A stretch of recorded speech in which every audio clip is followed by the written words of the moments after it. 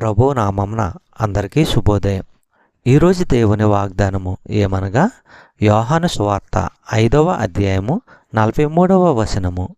నేను నా తండ్రి నామమున వచ్చి ఉన్నాను, మీరు నన్ను అంగీకరింపరు. మరి ఒకడు తన నామమున వచ్చిన ఎడల వానిని అంగీకరింతురు. సహోదరులారా, తండ్రి పేర రావడం అంటే తండ్రి అయిన దేవుని అధికారముతో వచ్చాడని, ఆయనకు సంపూర్ణంగా ప్రాతినిధ్యం వహించాడని అర్థము.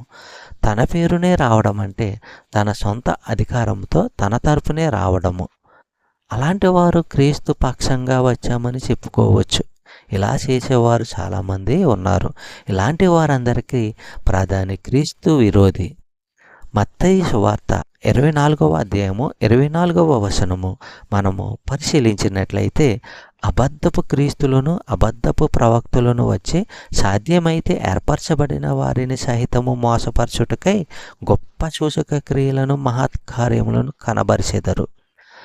సహోదరులారా, వింతలు సూచకమైన అద్భుతాలు మాత్రమే వాటిని చేసిన వారు దేవుని చేత పంపబడిన వారని రుజువు చేసేందుకు సరిపోవు. బైబిలుకు అనుగుణమైన సత్యాన్ని వారు బోధించకపోతే వారిలో సత్యం లేదు.